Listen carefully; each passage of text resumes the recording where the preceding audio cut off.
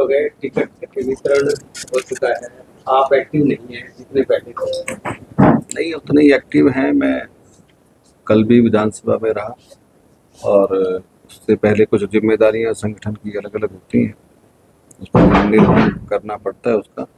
उसी के संबंध में मैं कुछ जहाँ जो जिम्मेदारी दी गई थी उसको निभा रहा था।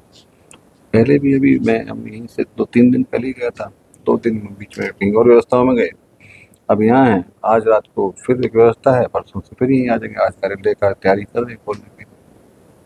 आपकी टीम के काफी मेंबर कांग्रेस पार्टी और बच्चन के पक्ष में जा पहुंचे क्या? एक हमारा टीम का एक भी मेंबर किसी दूसरी पार्टी के पक्ष में नहीं गया है।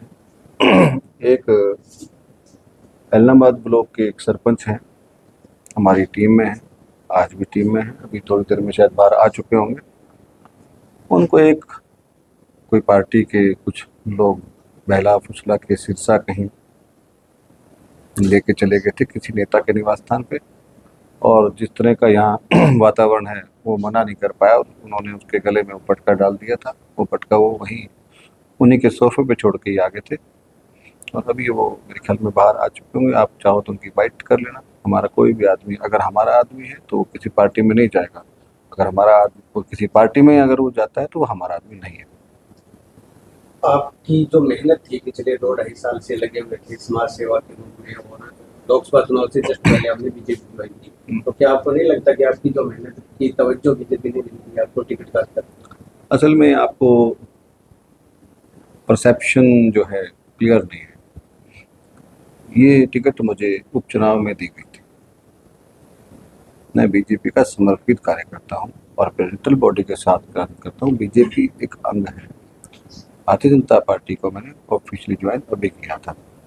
उपचुनाव में ही टिकट मुझे दी गई थी और उस वक्त भी अमीर चंद जी टिकट मांगने गए थे मनोहर लाल जी के पास और नेताओं के पास, तो इनको बता दिया गया था उपचुनाव में कि टिकट मीनू बेनीवाल मैं पहला ऐसा समर्पित कार्यकर्ता हूँ, बहुत जिम्मेदारी से कह रहा हूँ, कि जिसने पार्टी से कभी टिकट नहीं मांगा। मौजूदा हालात में बीजेपी को भागना देखते हैं पहला बात। बीजेपी के हालात अभी आपने देखे हैं। बीजेपी ने कुछ परिस्थितियां ऐसी थी, कुछ प्रतिकूल परिस्थितियां होते हुए भी हमने काफ़ी अच्छा प्रदर्शन किया है। 47,540 वोट हमारे लोकसभा के जो सांसद के प्रत्याशी थे वो आए थे और बीजेपी अच्छा प्रदर्शन करेगी। धीरे धीरे अभी चुनाव का वो माहौल लगता नहीं मुझे बना भी अभी है। अब आज कल से ही चुनाव धीरे धीरे बनना शुरू होगा, काफ़ी अच्छा रहेगा। कप्तान साहब, आपके बारे में कहा जाता है कि आप जादूगर हैं, जहाँ भी जाते हैं विधानसभा चुनाव हो लोकसभा उसका रुख बदल देते हैं, ऐसा कुछ इलाहाबाद में देखने को मिला? अपने घर में जादू नहीं दिखाए जाते। पार्टी जहाँ जिम्मेदारी लगाती है, जो भी कोई कर्तव्य या जो भी तरकीब आप आजमाते हो वो अपनों पे अपने क्षेत्र में नहीं होती, कि वो तो सब आपके साथ मिले जुले होते हैं। कहीं कहीं ड्यूटी लगती है, जो एक काम करना होता है उसी विषय पे काम करते हैं। और जादूगरी कोई नहीं है। पार्टी की जो पॉलिसी हैं उनको सही तरीके से घर घर तक पहुँचाना ही जादूगरी है। आपने बहुत सारे सामाजिक कार्य शुरू किए थे, क्या वो आगे कंटिन्यू? जी हाँ, हमने सामाजिक कार्य शुरू नहीं किए थे, हमने सामाजिक कार्य शुरू कर रखे हैं। अभी हमारा सबसे बड़ा आई कैंप चल रहा है, जिसमें हम 11 विधानसभा में काम कर रहे हैं। 3 उत्तर प्रदेश की हैं, 2 राजस्थान की हैं, इस तरह से हरियाणा की विधानसभा भी है। और हम 5 लाख लोगों का हमारा लक्ष्य है, उनको आँखों का उनका इलाज किया जाए और लगभग 65,000 के आसपास हम ऑपरेशन कर पाएँ आँखों के फ्री ऑफ कॉस्ट। उसमें से हम इलाहाबाद में शायद 4,000 के आसपास, 3,800 4,000 हो गए। मैं सही डाटा मेरे पास नहीं है। लगभग 11,000 के आसपास ऑपरेशन हम कर चुके हैं और ये 2.5 साल का हमारा टारगेट है। आप लोगों को भी इसलिए मैंने बुलाया था कि क्योंकि अकेला हम कुछ नहीं कर पाएंगे, हमें अलग अलग जगह से लोगों की ज़रूरत पड़ती है। आप प्रेस के साथी हैं, आप भी हमारे आई कैंप्स में 8 तारीख के बाद सहयोग कीजिएगा। आपके आसपास कोई लगे, ताकि लोगों में जागरूकता है, कंपटीशन बढ़े और लोग इसको अडॉप्ट भी करें और इस लाइन पे चलना भी चाहें। आज तक आपकी अनुपस्थिति जो है वो खली मुझे, तो मैंने आपको इसलिए हाथ जोड़ के रिक्वेस्ट करने के लिए बुलाया था। कांग्रेस के प्रत्याशी वो कह रहे हैं कि मीनू बेनीवाल की टिकट अभय सिंह चौटाला ने कटवा दी, क्या कितनी सच्चाई इस बात में? मैं किसी प्रत्याशी के बारे में कोई बात नहीं करना चाहता। बाकी वो काफ़ी इंटेलिजेंट है, उनको पता होगा। देखो, मुझे तो इस बारे में जानकारी है नहीं। बीजेपी में टिकट कटवा देना और टिकट पा लेना ये इतना आसान नहीं होता। पार्टी की अपनी पॉलिसी है, उसी हिसाब से पार्टी टिकट देखती है। प्राथमिकताओं के हिसाब से, परिस्थितियों के हिसाब से पार्टी अपना निर्णय लेती है। आप सक्रिय तौर पर अब एक्टिव होंगे गाँव में इनके साथ? हाँ, मैं अभी 2:15 बजे मेरा पहला कार्यक्रम है। मैं एक्टिव ही हूँ, सक्रिय तौर पे ही हूँ। हमारी आज बैठक हुई है, हमने उनको साफ निर्देश दिए हैं और जिसको मैं अभी कोट नहीं करना चाहूँगा, आपको फीडबैक मिल जाएगा। हमने एकदम क्लियर कहा है, हमने कोई घुमा फिरा के कोई बात नहीं की। हम सिरसा विधानसभा के बारे में मैं नहीं कहना चाहूँगा, क्योंकि मेरे पास ना तो कोई दायित्व है। मैं सिर्फ एक आम कार्यकर्ता हूँ और एलनाबाद विधानसभा का कार्यकर्ता हूँ। क्या ये त्रिकोणीय मुकाबला होने की संभावना है? अब से पहले आमने सामने का मुकाबला लोगों में चर्चा का विषय? अभी चुनाव में काफ़ी तरह के परिवर्तन बाकी है। अभी चुनाव में बहुत कुछ बदलना है। कुछ चीज़ें ऐसी हैं जो गाहे बेगाहे चीज़ों को प्रभावित करती हैं। जिस तरह से कांग्रेस पार्टी ने अभी एक नई पॉलिसी के तहत अलग अलग फेसेस को आगे करके जो दलितों का अपमान शुरू किया है, मैं उसको उचित नहीं मानता। हालांकि मैं इस पर कमेंट नहीं करना चाहता, लेकिन बड़े नेताओं का, चाहे वो किसी भी जाति के, उनको जाति सूचक शब्दों से, चाहे वो स्वर्ण जाति का हो चाहे जाति से आदमी का निर्णय नहीं होना चाहिए, उसके व्यक्तित्व से होना चाहिए। ऐसी बातें नहीं होनी चाहिए। काफ़ी परिवर्तन आने की उम्मीद है। कुमारी सैलजा जो है लगातार पिछले कई दिनों से सर पार्टी से नाराज है। बड़ी बहन है, मैं उनके बारे में कुछ नहीं कहना चाहूँगा। मेरे बहुत पुराने संबंध उनके साथ में, राजनीतिक तो नहीं है पर व्यक्तिगत है। इलाहाबाद के अलावा भी आप शिक्षा दीक्षित विधानसभा में करेंगे? नहीं, बिल्कुल भी नहीं रहेंगे। हम सिर्फ इलाहाबाद के अलावा कहीं नहीं रहेंगे। अभी आपकी भी पिछले कई दिनों से सर विपक्षी दल जो दोनों है उनके समर्थन दे रहे हैं कि हमारा समर्थन है, उनके समर्थन में इस बात का जिक्र करें, इस पर आप क्या कहना है?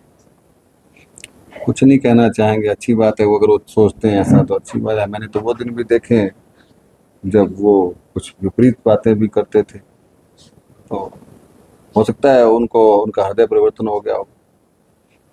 उनको और अच्छी बात भी करनी चाहिए, हमारी समाज सेवा के बारे में बात भी करनी चाहिए। हम उनको ये बात भी करनी चाहिए कि हम लुटेरे नहीं हैं। वो कह रहे थे कि लूट का माल लगा दो। उनको संभालनी चाहिए अपनी भाषा।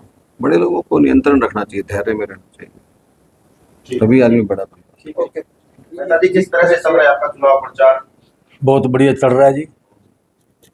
चुनाव प्रचार जिस तरह भारतीय जनता पार्टी ने काम किया है और ईमानदारी से सरकार चलाई है, चाहे वो नौकरियों का मसला है चाहे और कोई मामला है, तो उसी हिसाब से जनता देख रही है। भारतीय जनता पार्टी की सरकार तीसरी मेरी सरकार बनने जा रही है। लोगों में फैमिली आईडी, प्रॉपर्टी आईडी और मेरा सब मेरा जुड़ा को लेकर के नाराजगी है। कैसे नहीं, ये तो आप बताओ। देखो जी, चाहे फैमिली आईडी को देख लो, ऑनलाइन जब से सिस्टम किया है तो इतने में हर वर्ग को फायदा हुआ उसका। नहीं तो उसमें दादागिरी होती थी। हर आदमी किसी न किसी के पास हाथ जोड़ के खड़े होना पड़ता था भी मेरा आयुष्मान कार्ड बनवा दो, मेरा ये करा दो। ऑनलाइन सिस्टम से सब वर्ग को फायदा हुआ। विपक्ष आरोप लगा रहा है कि इनेलो, बीजेपी, बीएसपी ये सब मिलके नहीं, कोई नहीं मिल के खेल रहे। भारतीय जनता पार्टी इतनी बड़ी पार्टी है तो वो अकेले से जब तीसरी बार सरकार बनी है उसको किसी की जरूरत नहीं है पड़ेगी। फिजिकल तौर पर कप्तान मीनू बेनीवाल सक्रिय नहीं थे, अब ये कह रहे हैं एक्टिव होंगे, तो इससे कितना फर्क? नहीं, मीनू बेनीवाल जी पहले भी सक्रिय थे। इनको काफ़ी बार जाना पड़ता है, क्यों समाज सेविक आदमी है। लेकिन जब मेरा नॉमिनेशन था उस टाइम भी भाई मीनू बेनीवाल जी आए थे, वहाँ पे भरवाने के लिए आए थे। दफ्तर का उद्घाटन भी करके गए थे। यहाँ भी आज दफ्तर का उद्घाटन है। अभी मेरे साथ बैठ के गाँवों के प्रोग्राम भी बना रहे हैं।